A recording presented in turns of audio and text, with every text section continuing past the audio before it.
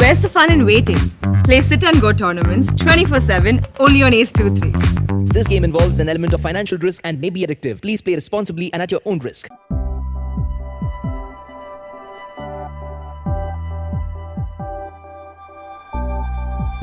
सभा जी नमस्कार। दैनिक जागरण में आपका स्वागत है। पहला नमस्कार सवाल तो अभिषेक। ये कि आप एक बहुत सवाल उठ रहे हैं भारत की टेस्ट को एक दिन बढ़ा देना चाहिए, महिला टेस्ट को एक दिन बढ़ा देना चाहिए। कुछ लोगों की राय है कि नहीं, उससे 4 दिन का ही रहना चाहिए। आप इस बारे में क्या सोचते हैं? और मेरा ये विचार है कि 4 दिन काफी है महिलाओं क्रिकेट के लिए, क्योंकि बहुत लोग ये नहीं जानते हैं कि महिलाओं की जो टेस्ट क्रिकेट होती है उसमें प्रत्येक दिन आपको 100 ओवर डालने होते हैं। इसका मतलब है कि 4 दिन में आपको 400 ओवर डालने होंगे। और उसकी तुलना अगर हम मेन क्रिकेट में करें तो हमारे मेन क्रिकेट में सिर्फ 90 ओवर डालने होते हैं प्रत्येक दिन। तो 450 ओवर आप 5 दिन में डालते हैं, सिर्फ 50 ओवर का ही अंतर है।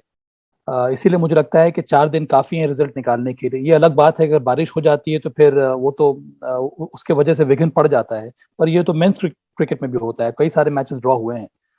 मुझे लगता है कि थोड़ा समय लगेगा महिलाओं की क्रिकेट को ये जानने में कि आपको रिजल्ट किस तरह से निकालना है। तो मानसिकता में थोड़ा समय लगता है उसको परिवर्तन लाने में।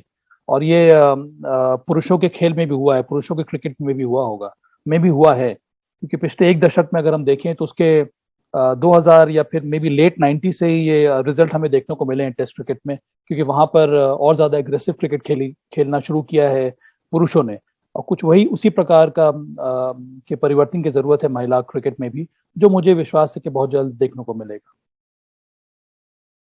क्या बारिश, खासतौर से इंग्लैंड में जो बारिश से बहुत ज्यादा खेल प्रभावित होता है, बाकी देशों में ये रहता है कि भाई ये मौसम है, यहाँ पे इस समय बारिश होगी तो उस समय क्रिकेट वहां नहीं होता, लेकिन इंग्लैंड में एक तरीके से हमेशा बारिश कभी भी हो सकती है, ये पता नहीं होता।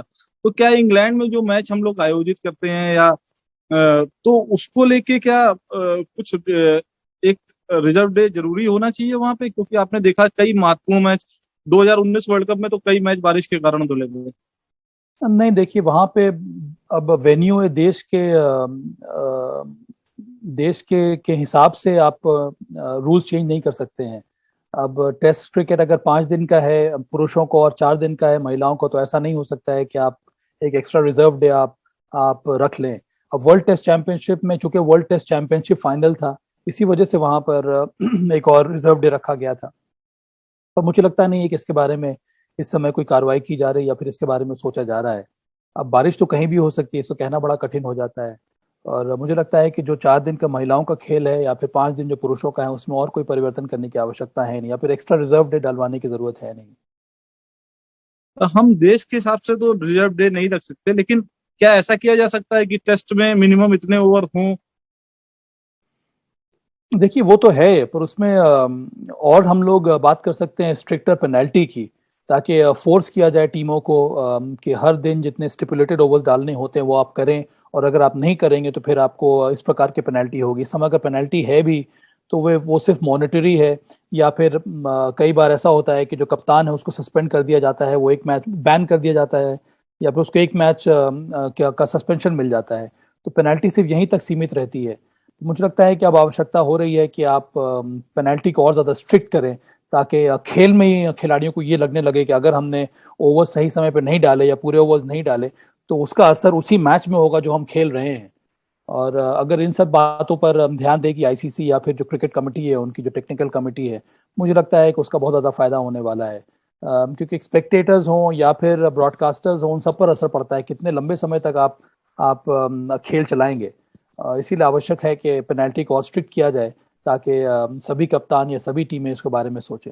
आप एक क्रिकेटर रहे हैं, आप सिलेक्टर रहे हैं, आप बीसीसीआई के एडमिनिस्ट्रेशन में रहे हैं।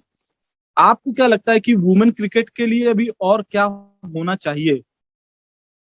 बहुत कुछ हो रहा है। मैं सिर्फ भारत के दृष्टिकोण से ही बात करूंगा। इस समय हमारा जो डोमेस्टिक क्रिकेट है उसमें नंबर ऑफ मैचेस बढ़ गए हैं, कई सारे स्टेट्स अब खेल रहे हैं। मुझे लगता है कि अब बहुत जल्दी, अब चूंकि भारत ने टेस्ट क्रिकेट वापस खेलना शुरू कर दिया है, कि भारत में भी अब कम से कम 3 दिन के मैचेस होने चाहिए। इस समय भारतीय जो महिला जो टीम है या फिर महिला में जो क्रिकेट होती है, वो सिर्फ वनडे और T20 की ही प्रतियोगिता होती है। तो अब जरूरी है कि अब inter state multi day format, कम से कम 3 दिन के मैचेस भी आयोजित किए जाएं, ताकि हमारे जो जो जो प्लेयर्स हैं उनको बहुत ज़्यादा फायदा होगा, वो इम्प्रूवमेंट होगा, उनके स्किल सेट में उनको सुधार होगा। तो इस पर अगर काम किया जाए तो अच्छा रहेगा। एक और है कि इस समय अंडर 16 का कोई टूर्नामेंट होता नहीं है, इंटर स्टेट टूर्नामेंट। मुझे लगता है कि बहुत जल्द वो भी शुरू होना चाहिए, तभी और भी नए नए जो प्लेयर्स हैं वो उनको खेलने का मौका मिलेगा कम उम्र से ही, और फिर वो आगे चलकर अपने स्टेट के लिए सीनियर लेवल पर या फिर देश के लिए सीनियर लेवल पर भी खेल सकते हैं। अभी वुमेन इंडिया के जो मैच चल रहे हैं आपने देखे ही होंगे, उसमें हमारा जो है सीमित ओवरों की सीरीज में परफॉर्मेंस अच्छा था। एक मैच हम लोग जीतते जीतते हुए हार गए, और अभी टेस्ट मैच का परफॉर्मेंस आपने पिंक डे नाइट टेस्ट देखा होगा। तो इसमें आप कैसे देखते हैं, और आप आने वाली पीढ़ी को कैसे देखते हैं, क्योंकि आप कुछ नाम जो है वो कंटिन्यू आप 10 साल 15 साल से देख रहे हैं, वही नामों के सहारे टीम इंडिया आगे बढ़ गई है। हाँ, पर अब बहुत सारे नए चेहरे आ रहे हैं। अब इन हमारी जो पूल है प्लेयर्स की वो बहुत ज़्यादा बढ़ गई है। अभी इस समय देख लें कितने सारे यंग क्रिकेटर्स को मौका मिल रहा था। जिमाइमा रॉड्रिगेज हैं, ऋचा घोष है, मेघना सिंह हैं, पूजा वस्त्राकर हैं, तानिया भाटिया हैं। ये सब तो युवा खिलाड़ी हैं, और इस प्रकार से कई सारे यंग प्लेयर्स अभी भी तैयार हो रहे हैं जिनको आने वाले समय में मौका मिलेगा। क्योंकि आप ज़्यादा से ज़्यादा वाइट बॉल क्रिकेट खेलेंगे, अगर शॉर्टर फॉर्मेट खेलेंगे, तो वहां पर आपको यंगस्टर्स की जरूरत पड़ती है। अब हाल में जो ऑस्ट्रेलिया में जो मैचेस हुए हैं वहां पर हमारा प्रदर्शन काफी अच्छा रहा है। आने वाले समय में 3 T20 मैचेस होने वाले हैं 7, 9 और 10 तारीख को। वहां पर आपको देखने को मिलेगा कि यंगर जनरेशन और क्या क्या कमाल कर सकती है। मुझे लगता है कि बहुत तेजी से विकास देखने को मिल रहा है महिला के क्रिकेटर्स में, क्रिकेट में, और ये बहुत ही अच्छा संकेत है भारतीय टीम के लिए। क्या बीबीएल की तरीके महिला आईपीएल की जरूरत आप महसूस करते हैं, कि अभी आपको लगता है कि हमारे पास उतने क्रिकेटर नहीं है कि महिला आईपीएल शुरू किया है? मुझे लगता है कि थोड़ा समय लगेगा, पर आने वाले वक्त में वो भी देखने को मिलेगा। मुझे लगता है कि वो और सही तरीके से ऑर्गेनाइज करने के लिए बहुत ज़रूरी है कि हम अपने डोमेस्टिक जो क्रिकेट होती है उसको और ज़्यादा मजबूत बनाएं, तभी हमारे पास कई सारे प्लेयर्स निकलेंगे वहाँ से। तब हम ये कह सकते हैं कि अब समय आ गया है कि विमेन आईपीएल में कम से कम 6 या 7 टीमों की जो प्रतियोगिता है वो आयोजित की जाए। बहुत जल्दी मुझे लगता है कि वहाँ पर विमेन आईपीएल भी होने वाला है। अभी हो सकता है इस साल ना हो या 1-2 साल में ना हो, पर उसके बाद निश्चित रूप से ज़रूर मुझे विश्वास है कि विमेन आईपीएल टूर्नामेंट भी देखने को मिलेगा। इंटरनेशनल लेवल पे अगर वुमेन क्रिकेट को देखें तो आप उसको कैसे देखते हैं, कि उसको जो बढ़ावा मिलना चाहिए था वो मिला, या कहीं कुछ कमी रह गई? नहीं, अब तो बहुत ज्यादा इंकरेजमेंट मिल रहा है उनको। आपको याद होगा जो पिछला विश्व कप T20 विश्व कप हुआ था ऑस्ट्रेलिया में, वहां पर फाइनल मैच हुआ था ऑस्ट्रेलिया और भारत के बीच में।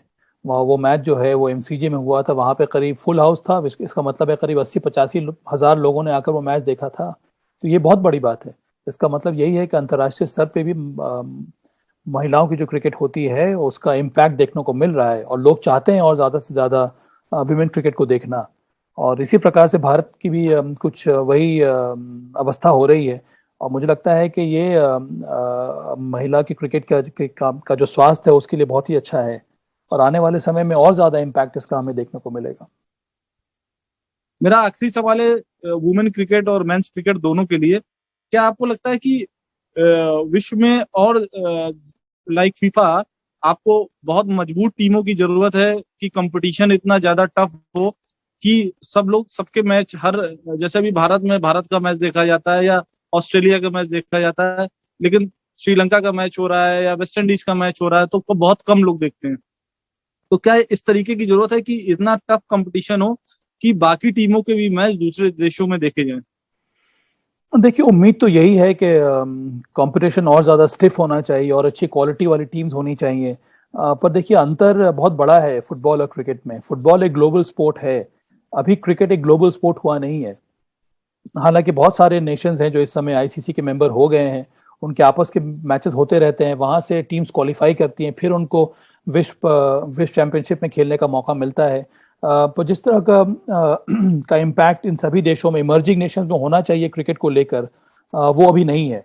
और उसका सबसे बड़ा कारण यह है कि जिस तरह से उनको सपोर्ट मिलना चाहिए गवर्नमेंट से या फिर क्रिकेट एसोसिएशन से, फाइनेंशियली या फिर इंफ्रास्ट्रक्चर के हिसाब से, वो मिला नहीं है। तो मुझे लगता है कि कुछ समय लगेगा, पर उस पर कार्रवाई हो रही है। आईसीसी इन सभी देशों के साथ मिलजुल कर काम करती है, फंड करती है इन सभी देशों को, ताकि वहां पर क्रिकेट होता रहे, लोकल क्रिकेट जो है वहां पर ज्यादा इंप्रूवमेंट देखने को मिले। पर उस स्तर तक पहुंचने में हमें समय लगेगा। पर हम लोग यही उम्मीद कर सकते हैं, ये जो नई जो टीम्स हैं, चाहे वो वेस्ट इंडीज से चलिए बहुत ज्यादा पुरानी टीम हो गई, पर जिम्बाब्वे हो गई, अफगानिस्तान की टीम अच्छा कर रही थी, आयरलैंड की टीम उभर कर आ रही है, स्कॉटलैंड की टीम है, नामीबिया की टीम है, इस तरह की टीमें अगर और अच्छा करने लगेंगी तो मुझे लगता है कि अंतर्राष्ट्रीय क्रिकेट और अच्छा हो जाएगा और ज्यादा कंपटीशन देखने को मिलेगा। धन्यवाद। दैनिक जागरण से बात करने के लिए आपको बहुत बहुत बहुत बहुत शुक्रिया।